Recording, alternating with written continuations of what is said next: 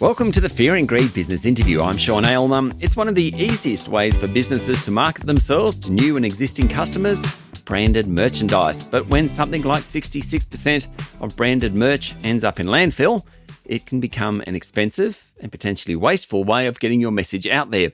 Mercher is a digital platform in a very analog industry, streamlining the process for companies to invest in branded merchandise.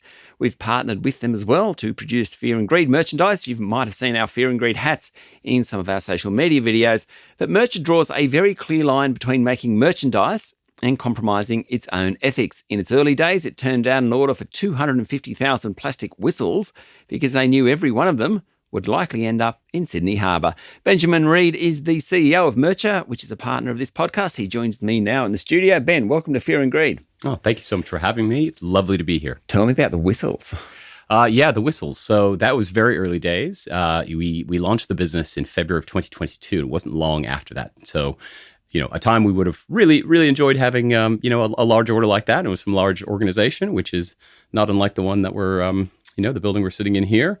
And, we drew a very clear line at Mercher in the early days that we were not going to support what we'd say is cheap pre-landfill junk.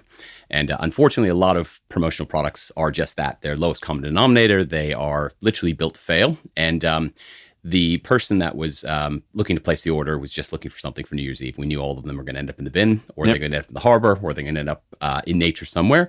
And it would have been great to have the cash at that point, but we decided it was better not to do it. And I think it was the right decision. And we know who did it as well as one of our competitors. So, right. Okay. So how do you think about where the merchandise comes from? How can we be sure that if we go to your business, we aren't getting things out of a Bangladeshi factory where people are, slave labor? It's that type of thing. Yeah, sure. So first of all, Bangladesh has both good and bad suppliers. So one of our best suppliers, AS Color, I'm actually wearing an AS Color t-shirt. They manufacture in Bangladesh and they do it well. So it's not not necessarily the place, but the supplier. All of our suppliers are independently certified. So, OTECO, there's a few kind of major bodies that certify, that they, number one, improve the communities, don't trash them. They pay their people well. They support, growth and things like that, and they do it in a meaningful way. So all of our suppliers are self-certified by these organizations, but we actually also make them sign what we call a supplier for good pledge that basically says they're not going to engage in slave labor, they're not going to create unnecessary waste and things like that. In this day and age, you can't be 100% clear all the time. I mean, Patagonia's kind of been a figurehead of responsible production. They don't always get it right. So it is hard. It is hard to manage. We don't literally fly to every factory, but we do, have to rely on some of these organizations to support them. But my co-founder, Sam, he comes from the industry. He knows the good suppliers. He knows the bad ones. So we've kind of handpicked the suppliers. Not all the suppliers kind of make it through to become Mercher suppliers. And are there certain regions that most of the supplies come from? So look, most of the things that are produced come from China. And again, you have to think about not the place, but the absolutely, supplier, yes, right? Yeah. So China is one of the best manufacturers in the world, and they manufacture great things. Yep. I mean, if you look around the room, and I would say the vast majority of things in here are produced in China, but China would be the majority. Again, AS Color produces in Bangladesh. We have some suppliers like Bellroy, which is a great Aussie brand, which is quite special. They produce a lot in China. They do use Vietnam. So, we don't pay as much attention to where our suppliers choose to, create their goods, as long as they do it. Again, they make them to last and they made them fairly. Okay. So in a world of digital advertising, why does merch still matter? Now, I can ask my kids that, and my kids love merch, right? If they play in any sporting team, the most exciting moment isn't that first try or the first goal or whatever. It's getting the merch at the beginning of the season. Yeah, it's a great question. And I think, we are in a digital age. We've been in a digital age for a long time. With the advent of AI, it's not even advent. It's very much happening. We're going to see further digitalization of everything. Having something that you can feel and touch, something that you can wear and own, is still very meaningful, as is sitting here face to face. We could have done this I could have sat at my office and done this with you, but it's actually really lovely to sit here and look at you face to face. Same way that a brand can represent themselves with merch, provided it's done right. And done right is the key, the key part of that. If they're making something that's cheap, if it's going to fall apart after one use or not even one use, it's better just to save the money and not do it. But I think there's a very real, tangible benefit for your brand in the long run of having something beautiful, that is made to last and made fairly that somebody can keep and use for years to come. So what is good? I mean, what sort of merchandise do you produce, number one, and what is it that most people want? Yeah, good question. So I'll start with the second question. So, there is an 80-20 rule to merch, the Pareto principle rule supreme. A lot of people will order the t-shirt, the Humble t-shirt, notebooks, water bottles, pens, caps. Those are all very, very popular items. Yep. We do find people that are interested in trying new things, doing things a little bit differently. We did this fantastic project with, we basically created these bright red Kit Kat tracksuits that we did. We worked with an agency to do it. I think it's TBWA. They wanted something that was special and different. And we have a lot of people who like those things as well. I talked about Bellroy before. Bellroy is more expensive, but it's really special. I mean, I've got my Bellroy backpack sitting over there with Merchant branded on it. It's a great Aussie brand, and it really is meaningful. If you're trying to give something away that's special, to a C-level executive who gets given a lot of things, that's kind of a way to cut through. And sorry, I forgot your first question. Well, actually, we'll be back in a moment, Ben, because we'll just take a break.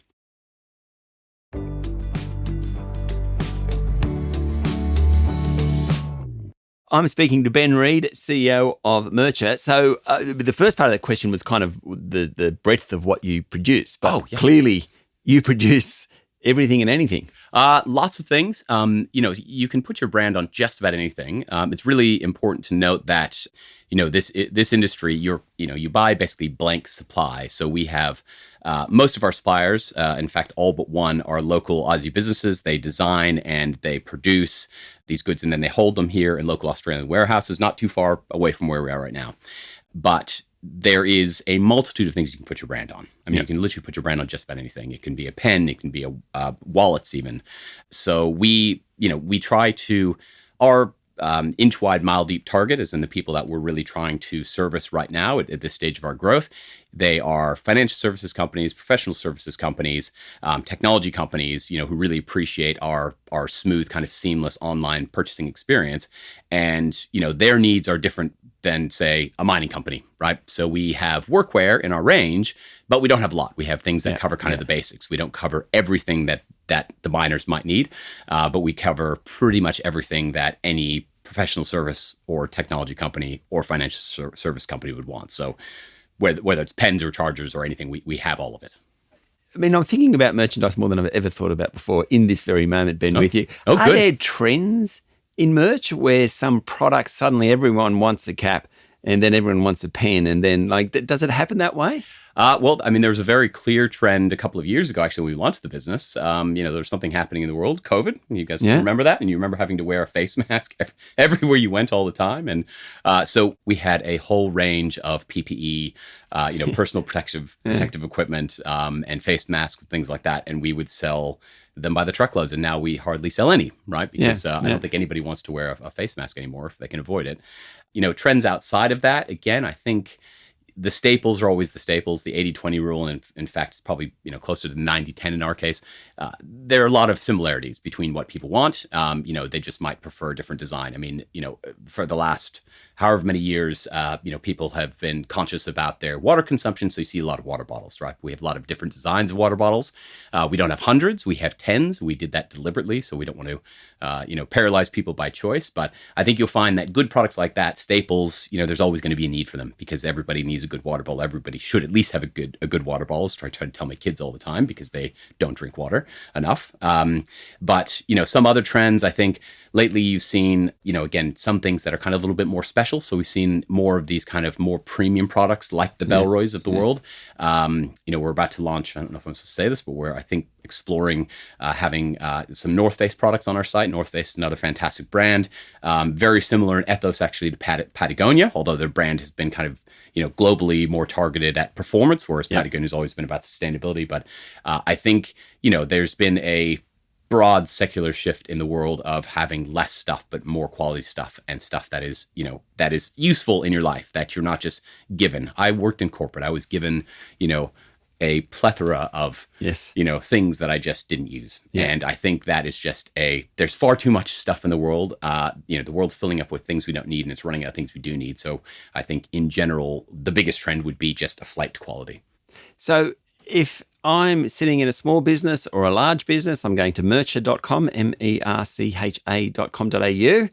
It's purple and yellow. I've just gone there myself. You're unlocking $50 off your first order. That's all good, right? If I'm running marketing in a small, medium, or large size business, what's your advice on how to think about merchandise? What's the bottom line? So I think start with what is the purpose of what you're trying to give to somebody. So it's very simple to say, but I often think that gets lost. You're a marketer, you're busy. We know merch is often an afterthought. It shouldn't be. It's great when it's done well, but it is often an afterthought. So think about what is the purpose? What are you trying to achieve, right? If you're giving if you have a distributed team, as an example, we still see a lot of work from home. I think not as much as I was expecting to see, given the whole COVID and then, back to work. But, if you're giving your team merch that you want them to actually use and wear outside of the office, it has to be done well. Very few people want to wear a big gaudy logo. They don't want something that doesn't fit well. They don't want something that's poor quality. So think about the purpose first and then work back from there. Fantastic. Ben, thank you for talking to Fear and Greed. My pleasure. Thank you so much for having me. That was Ben Reid, CEO of Mercha. That's Mercha, mercha.com.au, a partner of this podcast. This is the Fear and Greed business interview. Join us every morning for the full episode of Fear and Greed, business news for people who make their own decisions. I'm Sean Aylmer. Enjoy your day.